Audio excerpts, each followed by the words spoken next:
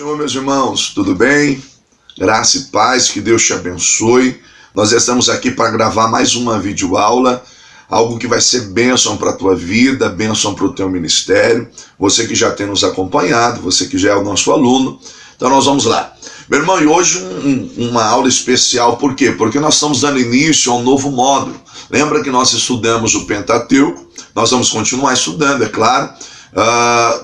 Panorama bíblico do Antigo Testamento, mas agora livros históricos e poéticos. Isso aqui é uma riqueza.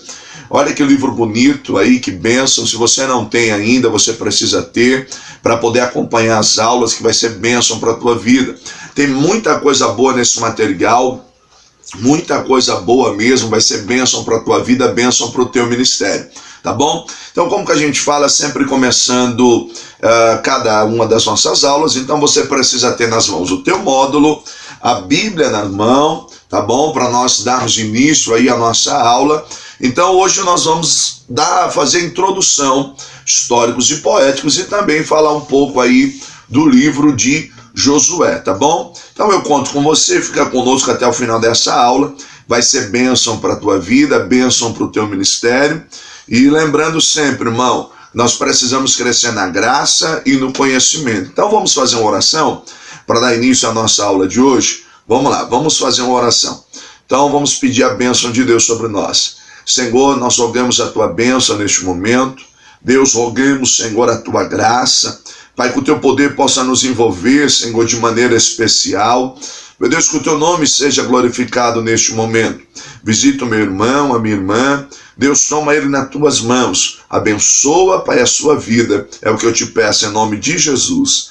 Amém e amém. Glória a Deus. Vamos lá? Então, como eu disse, iniciando o nosso módulo aí, panorama bíblico, continuando falando, mas históricos e poéticos. Então nós vamos aqui a primeira parte do nosso estudo, e a primeira parte do nosso estudo é descobrindo os livros poéticos e históricos. Mas nós vamos falar aqui dos históricos. Então, a primeira parte nós vamos descobrir os livros históricos. Vou ler aqui para você, tem uma introdução aqui. Vamos lá, diz assim, ó. A história de Israel como nação. Introdução aos livros históricos. O Pentateuco registra o nascimento do povo de Deus, e essa narrativa continua na segunda parte do cânon, conhecida como livros históricos. Esses livros são importantes, em primeiro lugar, por causa do seu conteúdo histórico. Eles cobrem um período de tempo de pelo menos 800 anos da conquista de Josué até o Império Persa, aonde viveu Esther. Então, esse livro, irmão, ele é muito rico, ele é muito completo, porque, na verdade, os livros históricos, eles vão abranger em um período de história de aproximadamente 800 anos. Então, você tem muita coisa para tratar. Olha que interessante. Os livros históricos começam descrevendo a conquista da terra prometida por Josué. Então, a narrativa bíblica, ela continua relatando o período antes de ter reis. Você vai ter, por exemplo, os livros históricos, eles vão cobrir um período de juízes, né, onde o povo entra na terra, e ali você tem a expressão máxima lá de Josué: vejam a quem vocês vão servir, todavia eu e a minha casa serviremos ao Senhor. E aí, a partir daí, o povo faz uma aliança. Não, Josué, nós vamos servir sim. Mas enquanto Josué está com vida, o povo segue ali os princípios da aliança. Mas quando Josué morre, o povo se desvia. Então eles vão entrar, os livros históricos, ele começa nos mostrando um grande desafio. Por quê? Deixa eu só fazer essa introdução para você se situar no contexto. O que acontece? Você tem um povo que sai do Egito, né? O povo sai do Egito, só que o império, né? O império dominador do mundo antigo, né, era o Egito. E aí Deus acaba, né, com todo esse poder do faraó. E aí eles estão entrando em Canaã. Você tem, nesse momento da história, você não tem assim um grande império que está se destacando. Você tem na cidade de Canaã cidades-estados, né? mas nenhum império dominante, a Síria ainda não tinha se desapontado. Ou seja, o momento era de Israel. Deus preparou todo o cenário. Por quê? Porque Deus tira Israel do Egito, abate, né, o Egito vai demorar um bom tempo até para se recompor. E esse era o momento de Israel. Ou seja, Deus preparou todo o cenário, mas tinha um princípio que foi estabelecido até no Pentateuco que nós falamos, que era o princípio da aliança. Eles não deveriam ser como os egípcios e nem ser como os povos daquela terra na qual eles iam passar a habitar, mas eles deviam andar e estar como o Senhor lhe orientou. Então é todo esse cenário. Então eles vão entrar na terra. Então o período dos juízes vai cobrir o contexto de Israel, né, vivendo um período teocrático, teos, Deus, né, cracia, governo de Deus, e aí vai cobrir também o período monárquico, né, onde Israel vai passar ali a ser regida por um monarca. Eles pedem o rei, e depois você tem os cativeiros. Então tem muita história mesmo dentro dos livros históricos. É muito rico. Você tem queda, divisão do Reino Unido, muita coisa para nós trabalharmos nesse módulo, tá? Então vamos lá. Um valor além da história. Eu já dei um panorama para você aí do que tem na história, mas esse livro ele tem um valor além da história. Por que ele tem um valor além da história? Além do valor histórico, esses livros também são importantes por aquilo que eles ensinam teologicamente. Ou seja, eles traçam toda a narrativa, a história do relacionamento de Deus com a sua nação, revelando o seu amor fiel, imutável por seu povo, mesmo quando eles quebram o princípio da aliança. Então você tem aí toda a escritura é divinamente inspirada. Então, 2 Timóteo 3,16, pega a tua Bíblia aí. 2 Timóteo 3,16, diz assim: toda a escritura é inspirada por Deus, é útil para o ensino, para a repreensão, para a correção e para a instrução da justiça. Ou seja, o que nós temos, meu irmão? Além de todo esse contexto histórico que é de suma importância para a nossa aula, você tem um valor além da história nos livros históricos. Por quê? Porque eles vão tratar e traçar todo esse momento de relacionamento de Deus com o seu povo, a nação escolhida, a nação que se humilha. Deus levanta juízes, mas aí essa nação ela volta a desobedecer, e a partir daí Deus também, o castigo é iminente, porque houve a quebra da aliança. Então se desenvolve toda uma história de um relacionamento de um Deus fiel e imutável, poderoso, um Deus que traz esse povo do cativeiro, que resgata este povo do cativeiro, dando-lhes de oportunidade. Então é muito rico, é muito bom. Vamos lá. Quais são os livros históricos? Você lembra? Quais são os livros históricos? Vamos falar aí comigo? Vamos lá? Vamos ver se você lembra. Então você tem Josué, Juízes, 1 Samuel, 2 Samuel, aí você tem 1 Reis, 2 Reis, aí você tem 1 Crônicas, 2 Crônicas, Esdras, Neemias e Esther. Deu para gravar? Vamos lá? Existia até um hinozinho, né? As pessoas cantavam na escola dominical. Lembra que quando havia aquelas disputas, né, para ver quem recitava os livros da Bíblia em ordem. Então isso é muito bom. Alguns tinham até uma musiquinha. Não vou me meter a cantar, irmãos, senão você vai desligar do vídeo, tá bom? Mas são esses os livros históricos. Então vamos lá. Josué, Juízes, 1 Samuel, 2 Samuel, 1 Reis, 2 Reis, 1 Crônicas, 2 Crônicas, Esdras, Neemias e Esther. Tá bom? Então nós vamos trabalhar esses livros. Vamos dar uma pincelada, é uma introdução. Então nessa visão panorâmica, nós vamos dar uma pincelada aqui nos livros, no conteúdo dos livros, no conteúdo dos livros históricos. Vamos lá. Então, vamos continuando aqui. Então você tem o livro de Josué. O livro de Josué ele foi escrito para mostrar um valor insuperável da obediência. Ou seja, a ideia do livro de Josué, ele vai recriar o retrato do sucesso de Israel na conquista da terra prometida, só que destacando a importância do comprometimento total com a palavra de Deus. Por quê? Porque, na verdade, o que nós temos? Você tem a ideia no livro de Josué que, assim, toda a conquista, ela depende da fidelidade à aliança, ou seja, porque Israel não era um povo perito na guerra. Israel dependia de Deus. E a conquista estava ligada ao quê? Ao princípio da obediência. Perceba uma coisa, era promessa, mas eles tinham que conquistar. Então, a partir daí, eles tinham que estar ligados ao princípio da aliança, tá bom? Então, esse é o panorama aí de Josué, nós vamos entrar em cada um dos livros. Aí você tem Juízes. Qual que é a ideia do conteúdo de Juízes?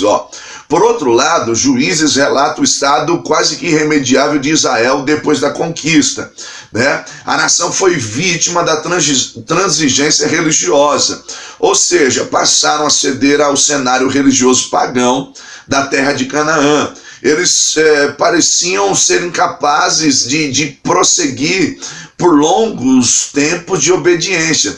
Outrora eles obedeciam, daqui a pouco desobedeciam. E com a desobediência vinha um castigo. E com o castigo vinha um arrependimento e o clamor por misericórdia. E a misericórdia de Deus entrava em cena e levantava um libertador, um juiz. Então esse é o cenário. Por quê? Que, olha, Juízes 21...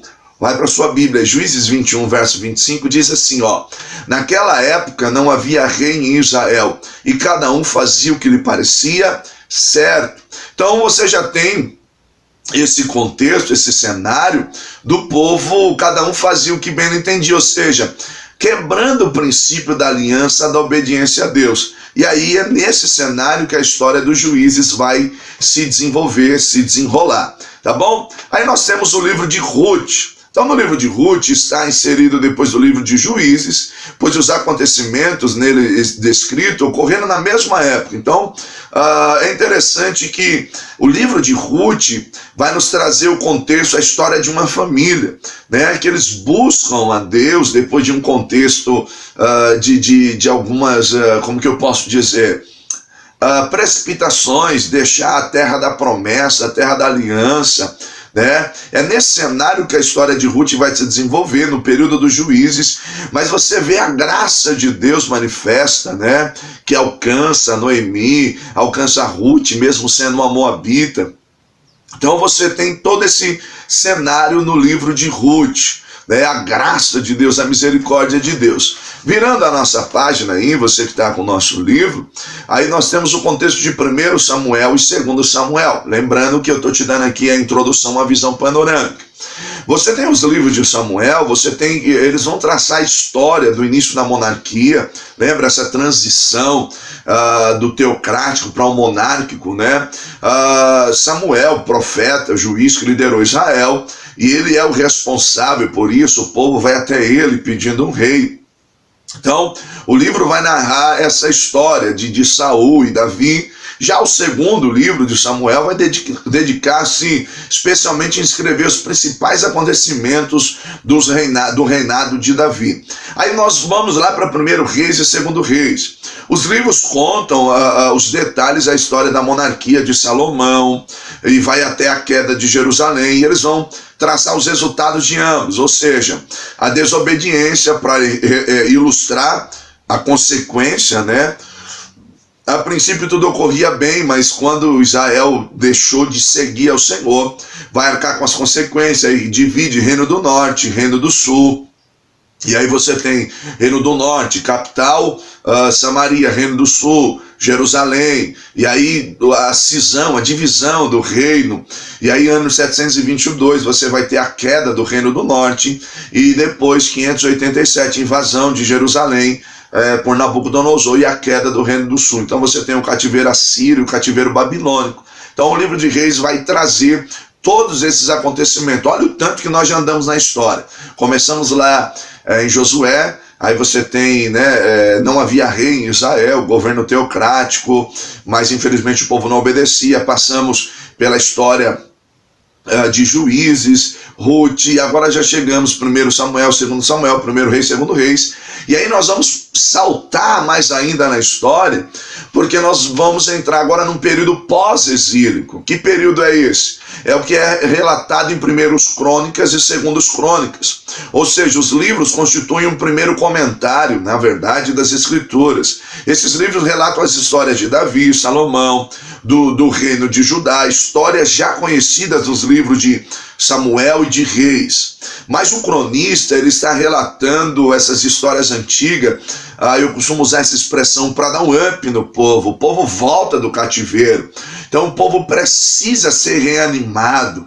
Então o cronista, que possivelmente foi esse, nós vamos tratar disso aí no próprio livro, você tem o cronista escrevendo o quê? Para dar um ânimo, para dar um vigor a esse povo. Então ele começa a traçar o quê?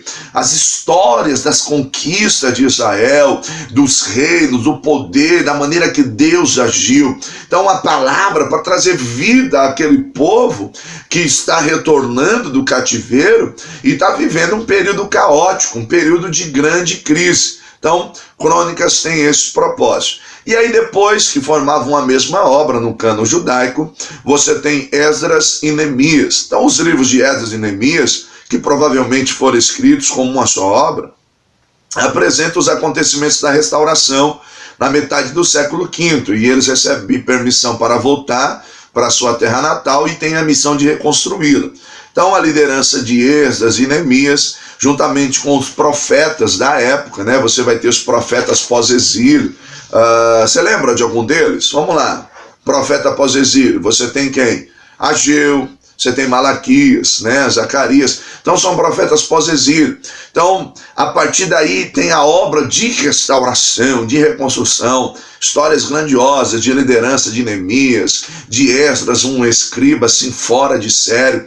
Então tem muita coisa, meu irmão. O conselho que eu te dou, eu te aconselho, é que você possa, já indo lendo esses livros, e à medida que nós vamos estudando, nós só vamos refrescando a nossa memória com as lições recebidas. E aí você tem o livro de Esther, esse livro pequeno, mas fascinante, né? Vai demonstrar o cuidado soberano de Deus e a proteção dele ao seu povo, aqueles que são fiéis à sua aliança, mesmo vivendo sob o domínio de um outro império, que era o Império Persa na época, mas o cuidado de Deus, a mão de Deus, o livramento de Deus, né? Então você vai ter a história de Esther, de Mordecai ou Mardoqueu, como você preferir, né?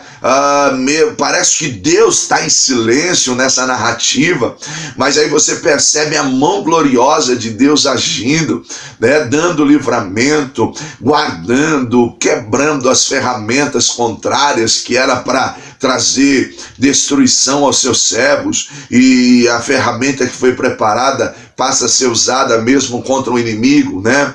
Lembrando de Isaías, que nenhuma ferramenta preparada contra ti vai prosperar, toda língua que se levantar contra ti em juízo, tu a condenará. Então o livro de Esther é fascinante, meu irmão. Então, esses são os livros históricos, né? Portanto, a partir de agora, nós vamos estudar cada um deles, o seu autor, o tema central, esfera de ação, pessoas-chave, etc. Então, nós vamos àquela visão panorâmica, é claro, extraindo algumas lições valiosas que não tem como passar por cima, tá bom? Então essa foi a lição de número 1. Aí no teu livro, a lição de número 1, você que acompanha para você não se perder, página de número 6, lição de número 1, introdução aos livros históricos. Então nós demos uma introdução do que era cada um desses livros, tá bom? Agora nós vamos partir aqui para Josué. Então nós vamos agora olhar para Josué com um pouco mais de profundidade, tá bom? Eu vou ler aqui, olha que interessante. Os israelitas, eles estavam à beira de Canaã, estavam prestes a apropriar-se da promessa que Deus havia feito a Abraão séculos antes. Olha que interessante isso. Na verdade, eles estão prestes a tomar posse da promessa. Se você olhar para Gênesis 12, versos 6 e 7, abra a tua Bíblia em Gênesis 12, versos 6 e 7. Eu fiz questão de colocar no livro também esse verso, ó. Abraão atravessou a terra até o lugar do carvalho de Moré. em Siquém. Naquela época os cananeus habitavam essa terra, e o Senhor apareceu a Abraão e disse: a sua descendência darei esta terra. Abraão construiu ali um altar dedicado ao Senhor que lhe havia aparecido, ou seja, a terra era uma promessa que já havia sido feita a Abraão, né? No contexto Abraão, e eles estavam prestes a apropriar-se da promessa. Agora é tudo novo, porque a tarefa que eles tinham à sua frente, ela era ao mesmo tempo séria e excitante. Por que ela era séria e excitante? Porque era uma grande responsabilidade. Se você acompanhou comigo o Pentateuco, você vai perceber que o povo já havia falhado. Agora eles estão o quê? Estão um novo início, um recomeço. Então os israelitas estavam no final de uma era e no início de outra, ou seja, Moisés, o grande líder, havia morrido. Agora Israel estava sob a liderança de Josué. Josué tinha um grande desafio à sua frente. Lembrando que o povo trazia uma marca sobre si. Que marca? A marca de uma rebelião. Lembra que lá no Pentateuco, nós estudamos, lá em Números 13, 14, por causa da rebelião do povo, de não acreditar, de não crer, de não se comprometer, os espias vêm e inflamam o povo com seu comentário. A partir dali há uma rebelião, murmurações, e o povo é ferido. Deus entra com providência, queriam até matar Josué e Caleb, mas o que acontece? Josué e Caleb perseveraram, e a partir dali, de 20 anos para cima, só ia entrar na terra Josué e Caleb. Próprio Moisés já havia morrido, a nação passava por um luto de 30 dias chorando a perda do seu líder maior, mas agora é um início, um recomeço, uma nova geração, um novo líder. Meu irmão, todo começo, ele de certa forma ele é excitante, mas é sério, nos traz o peso da seriedade. Mas o povo deveria lembrar o quê? Que tinha uma promessa de Deus sobre a sua vida, que Deus havia lhe feito uma promessa, e é isso que eu quero chamar a tua atenção. Talvez você está vivendo um recomeço na tua vida, algumas coisas talvez não saíram do jeito que era para sair, alguns planos não saíram do jeito que era para sair, mas Deus tem um recomeço para a tua história, Deus tem um recomeço para a tua família, Deus tem um recomeço para a tua casa. Então, meu irmão, acredita na promessa, acredita naquele que te chamou, acredita naquele que te escolheu, porque Deus tem o melhor para a tua vida, o melhor para a tua casa, tá bom? Vamos continuar aqui na nossa leitura. Então, se você vai lá para a página 12 do teu livro, nós temos o autor. Para você trabalhar essa ideia do autor, nós precisamos entender uma coisa. Quem escreveu o livro de Josué? Na verdade, não é uma resposta tão simples. Por quê? Nós precisamos pensar algumas coisas, pelo menos 3 pontos. Primeiro ponto é que no texto de Josué, capítulo 24, verso 26, diz assim, Josué registrou essas coisas no livro da lei de Deus, depois ergueu uma grande pedra ali sobre grande árvore perto do santuário do Senhor. Então o livro já nos dá uma informação que Josué escreveu esse livro, né? Então a tradição judaica considera Josué como autor. Mas o interessante é que no capítulo 24, verso de 29 a 32, nós vamos ter o quê? A narrativa da morte de Josué. Então, se ele morreu, ele não pode ter escrito pela sua própria morte. A partir daí nós temos um pensamento. Então também há a possibilidade de uma outra pessoa ter auxiliado Josué na escrita desse livro. Então, Josué não foi o único que escreveu. Alguém o ajudou porque relatou a sua morte. A partir daí nós temos um terceiro ponto a se pensar.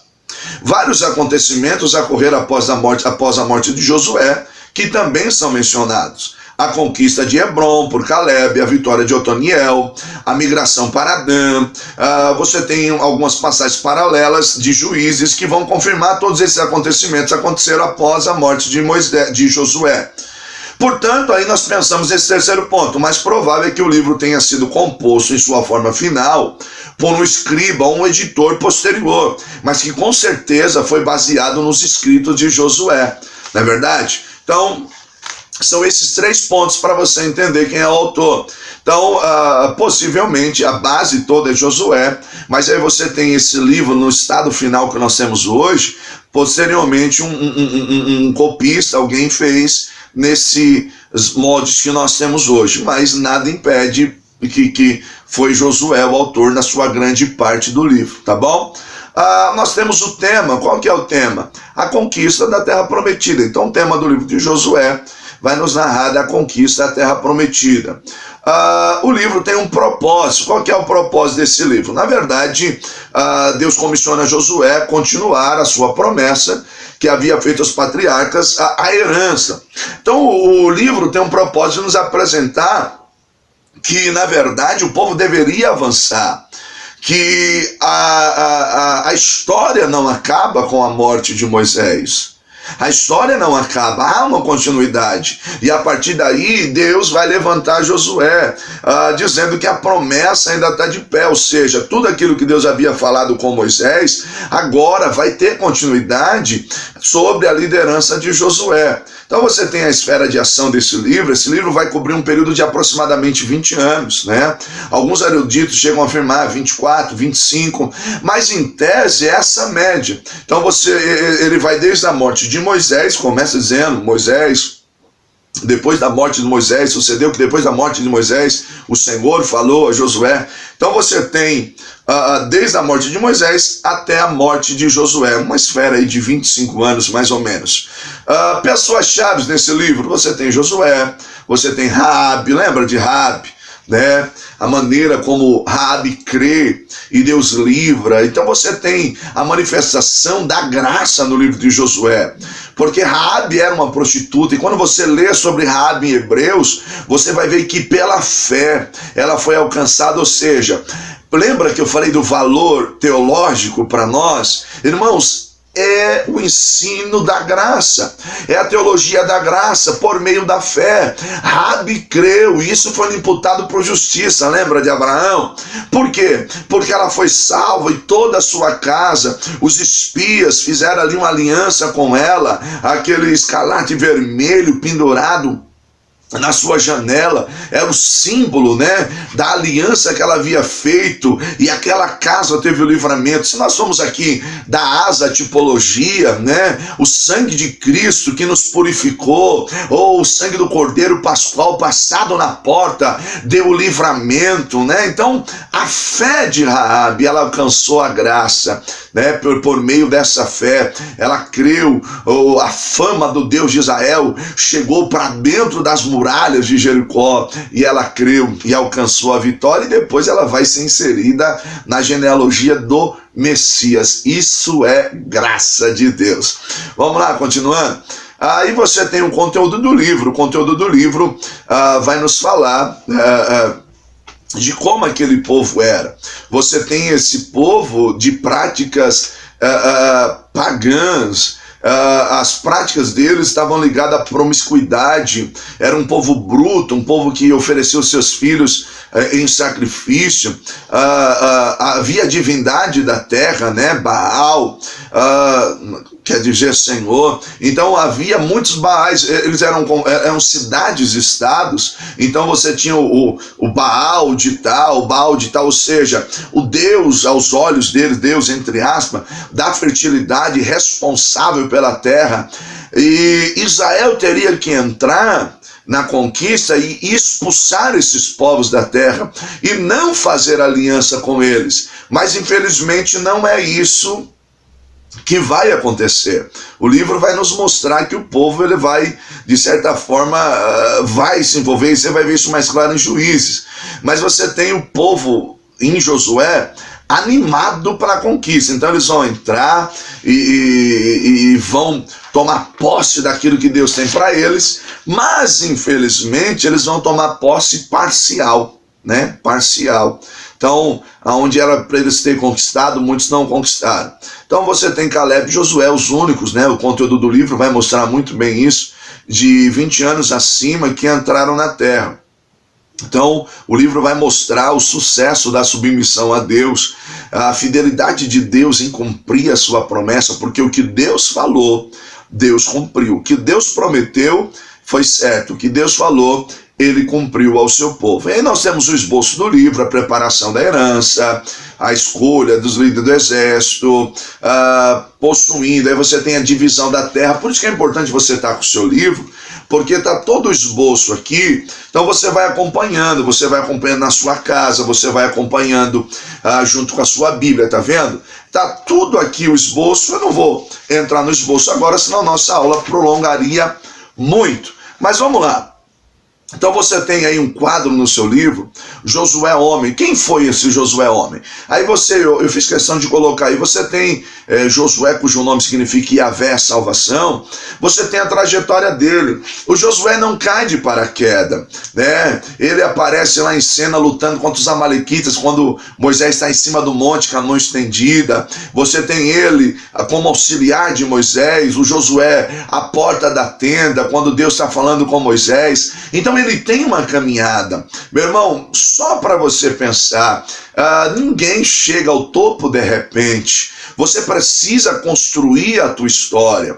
Você precisa ter uma história. Nós vivemos dias hoje que as pessoas não querem mais se submeter a ser um auxiliar, a ajudar. Irmão, a grosso modo, usando uma expressão contextualizada, antes de Josué ser o líder, ele segurou a pasta de Moisés.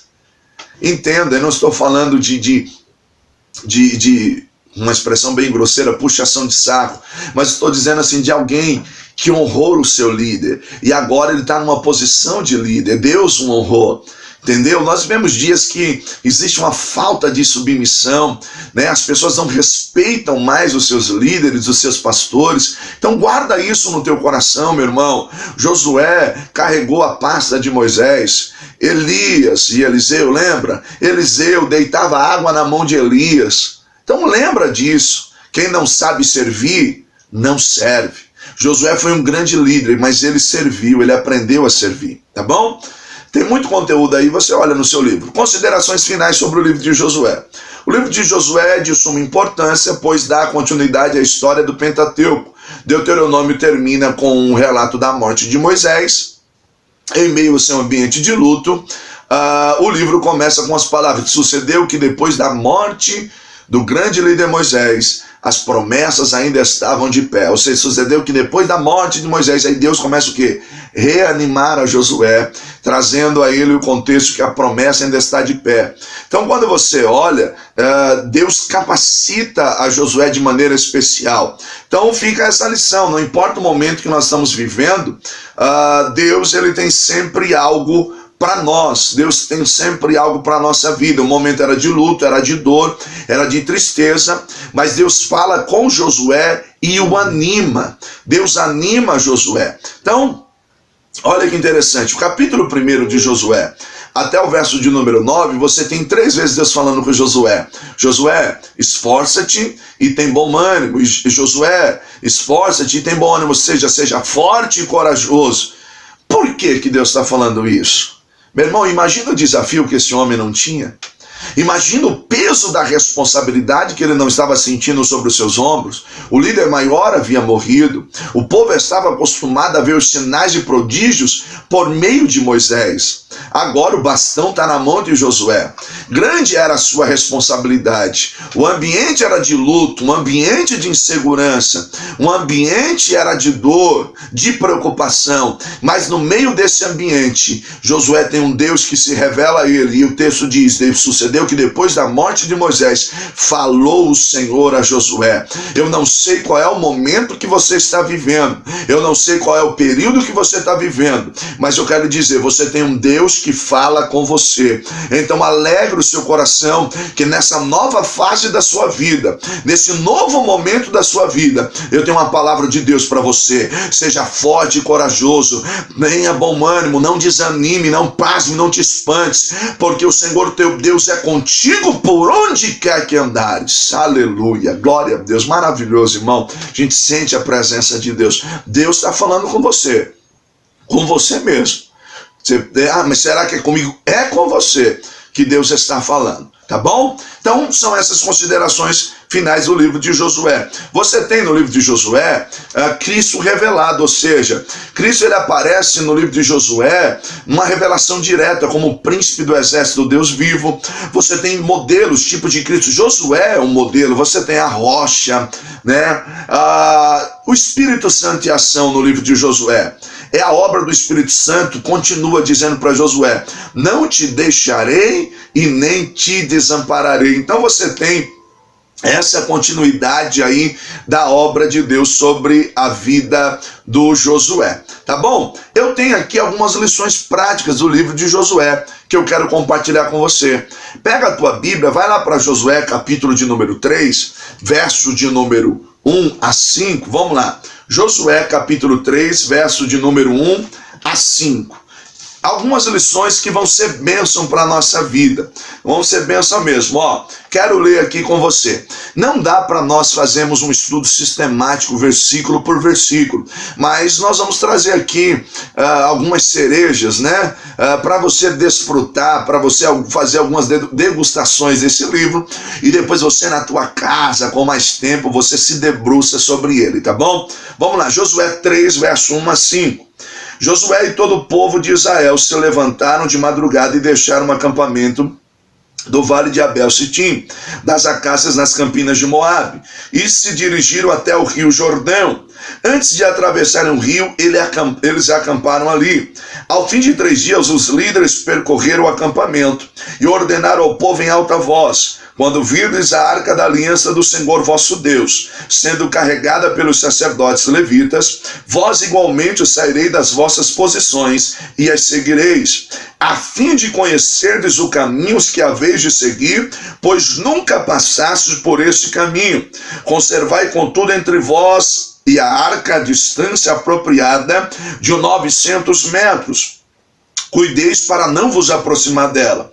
Josué orientou o povo, guarda isso, santificai-vos, porque amanhã o Senhor fará maravilhas no meio de vós. Santificai-vos, porque amanhã fará o Senhor maravilhas no meio de vós. Guarda isso no seu coração. Deixa eu só tomar uma água aqui. Vamos lá, continuando aqui a nossa aula. O Senhor diz: santificai-vos, porque amanhã fará o Senhor maravilhas no meio de vós. A partir daí, eu quero compartilhar algumas lições com você. Então, se você puder anotar, anota aí. Os resultados da santificação. Os resultados da santificação. Uma visão panorâmica. Deus anima Josué. A partir dali você vai ver que Josué já levanta, organiza o povo, manda os espias vão, Raabe crê, os espiões voltam contentes com o relato, lembrando que da primeira vez que Josué foi como espia, tinha 12, não tinha 12? E deu aquele problemão todo. Agora Josué manda só 2. Irmão, não ferindo a exegese do texto, tem hora que é melhor você trabalhar com 2 do que com muita gente que vai dar problema, com muita gente que não crê, com muita gente que não acredita. Então Josué manda 2, tá bom? Manda 2 e esses 2 voltam e diz: Josué, a terra é nossa, o temor do Senhor já caiu sobre todo o povo, tem uma mulher ali que creu, ajudou a gente, dando livramento, nos escondendo. Josué, Deus é conosco. A partir daí Josué vem para o meio do povo e diz assim: santificai-vos. Santificai-vos. É sobre isso que eu quero pensar. Os resultados da santificação. Então, o primeiro resultado da santificação, anota aí. Primeiro resultado da santificação: quando eu me santifico, eu passo a viver maravilhas de Deus. Olha o que Josué diz: santificai-vos hoje, porque amanhã fará o Senhor maravilhas no meio de vós. Então, o primeiro resultado da santificação é que quando eu me santifico, eu provo maravilhas da parte de Deus. Meu irmão, consagra a tua vida, separa a tua vida, porque santificar estava ligado a um contexto de se separar. Se separe para Deus, porque Deus tem maravilhas a realizar sobre a tua vida. Amém? Então, esse é o primeiro resultado. Vamos lá. O segundo resultado da santificação, que quando eu me santifico, Deus cria um caminho novo para mim. Segundo resultado da santificação, quando eu me santifico, Deus cria um caminho novo para mim. Verso de número 4. O povo estava às margens do Jordão, o Jordão transbordava, era a época da cega e era num trecho de declive. Mas olha o que Deus diz no verso 4: portanto, desse modo, saberão o caminho que vocês vão passar, pois o caminho que vocês vão passar, vocês nunca passaram antes. Grife isso aí na sua Bíblia, ó. Pois nunca passaram por este caminho antes. Ou seja, quando eu me santifico, Deus cria um caminho novo para eu passar. Meu irmão, você não vê saída, o rio está transbordando, como é que nós vamos chegar do outro lado? Deus vai criar um caminho novo, Deus vai criar uma situação, e por onde você passar, você nunca passou antes. Ou seja, Deus é Deus de novidade, Deus é Deus de coisas novas. Aleluia, glória a Deus. Vamos lá, continuando aqui no nosso texto. Terceiro resultado da santificação: quando eu me santifico, Deus me dá direção. Você não sabe como fazer, você não sabe para onde ir, você não sabe o que fazer, Deus vai lhe dar direção. Verso de número 6: e disse aos sacerdotes: levantem a arca da aliança e passem à frente do povo. E eles levantaram e foram na frente do povo. Sabe qual era a ordem? Vocês não sabem aonde é esse caminho novo, não é? Mas tem um detalhe: quando a arca da aliança passar, sigam a arca. Sabe o que é isso? A arca da aliança representava a presença de Deus na terra, era o trono de Deus visível na terra. Ou seja, se santifica, meu irmão, porque quando a presença de Deus passar, pode seguir essa presença, vai em busca dessa presença, porque Ele vai lhe dar direção. Glória a Deus. Vamos lá, é muita coisa, meu irmão, muita coisa. Vamos lá, continuando aqui, o quarto resultado, vamos lá. Quando eu me santifico, quarto resultado, eu vivo um tempo de exaltação. Ou seja, quando eu me santifico, chega um tempo de exaltação sobre a minha vida. Verso de número 7. E o Senhor disse a Josué: hoje começarei a exaltá-lo à vista de todo Israel, para que saibam que estarei com você, como estive com Moisés. Quando eu me santifico, o tempo de exaltação chega sobre a minha vida. Talvez você está dizendo como Asaf um dia disse: em vão estou guardando, lavando as minhas mãos na inocência. Não, Asaf teve um momento de crise, mas depois dele entrou no santuário. Sabe qual é a mensagem de Deus para você? Há recompensa para a santificação, há resultado dessa santificação. Deus disse para Josué: Josué, assim como eu serei, como fui com Moisés, eu serei contigo. Eu vou mostrar para este povo. Hoje eu começo a te exaltar à vista de todo Israel, para que saibam que assim como eu estive com Moisés, eu sou com você. Se prepara para viver esse tempo de exaltação. Continue se guardando para Deus, continue se separando, continue se santificando, porque Deus tem o melhor para a tua vida. Vamos lá? Quinto resultado da santificação: Deus vai à minha frente e concede vitória. Quinto resultado: Deus vai à minha frente e concede vitória. Verso 15 e 16 do capítulo 3. O Jordão transbordava em ambas as margens, porque era a época da colheita. Assim que os sacerdotes carregavam a arca da aliança e chegaram ao Jordão, e os seus pés tocaram as águas, a correnteza que descia parou de correr e formou uma muralha a grande distância perto da cidade chamada Adã, nas proximidades de Zaretã. E as águas que desciam para o mar de Arabá, o mar salgado, escoaram totalmente. E assim o povo atravessou o rio em frente de Jericó. Olha que interessante, Deus está na frente, o povo seguindo a direção atrás. Um resultado para essa santificação: Josué, chegou o tempo da exaltação, mas e agora? O Jordão transborda pelas suas margens, é um declive. Mas quando os sacerdotes que levavam a presença de Deus nos ombros, para colocar a planta do pé nas margens. A Bíblia diz que as águas que vinham de cima se fizeram num montão, pararam, as de baixo ecoaram e foram descendo em direção ao Mar Morto, Mar Salgado, e o povo passou com os pés enxutos. Por quê? Porque quando Deus vai à tua frente, Ele lhe concede vitória. Então se santifique, porque não tem como seguir a arca, seguir a presença, se não se santificar. Mas o Deus que vai à tua frente lhe garante vitória. Meu irmão, eu estou sentindo a presença de Deus nessa aula. Pode dar um glória a Deus aí, dá um glória a Deus assistindo aí. Se quiser chorar, chore, porque Deus está falando conosco nesta aula. Deus está falando conosco nesse momento, neste vídeo. Alegra o teu coração. Tá desanimada por quê? Tá desanimado por quê? Foi Deus que te escolheu. Erga a tua cabeça, Josué, levanta-te, porque o Senhor é contigo por onde quer que passares. Aleluia. Sexto resultado da santificação: quem se santifica vive memoriais de Deus. Capítulo 4, de 1 a 9, você vai ver toda a ordenança de Deus, que eles tinham que entrar no Jordão e pegar pedras no meio do Jordão. Verso 9 diz assim: amontoou Josué também 12 pedras do meio do Jordão, no lugar em que pararam os pés dos sacerdotes, que levavam a arca do pacto ou da aliança. E ali estão até o dia de hoje. Eles ergueram um memorial com 12 pedras, para que as gerações futuras, quando os filhos chegassem, dissessem assim: que pedras são essas? Eles dizem assim: essas pedras são um memorial daquilo que Deus fez. Essas pedras são do meio do Jordão. Quem se santifica vive memorial de Deus. Se prepare para contar milagre, para mostrar, dizendo: isso aqui é prova da fidelidade de Deus na minha vida. Isso é prova do que Deus fez por mim. Então quem se santifica vive memorial. E sétimo e último resultado que eu quero pensar com você nessa aula no livro de Josué: quem se santifica, Deus não o deixa até cumprir tudo aquilo que prometeu. Quem se santifica, Deus não o deixa até cumprir tudo aquilo que prometeu. Capítulo 4, verso 10.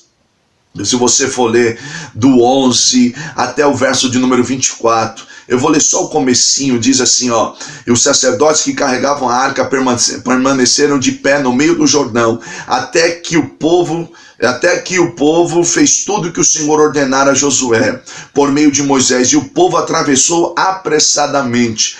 Quando todos tinham acabado de atravessar, a arca do Senhor e os sacerdotes passaram para o outro lado diante do povo. Ou seja, Deus só saiu dali do meio do Jordão, a presença de Deus, a arca, só saiu depois que todo o povo passou. Ou seja, imagina a cena, a presença de Deus segurando as águas que vinham de cima e dizendo para o povo: passa, passa, porque eu não vou sair daqui até cumprir tudo aquilo que eu te prometi. Meu irmão, quem se santifica vive isso da parte de Deus. Que Deus te abençoe. Essas são algumas lições prática do livro de Josué. Tem muita coisa, mas é um panorama bíblico, né? A gente tem aquela visão rápida. Que Deus te abençoe. Espero que você tenha gostado dessa aula, que tenha sido bênção para a tua vida, continuando conosco, tá bom? Nesse novo módulo aí. Lembrando sempre, se você assistiu essa aula assim...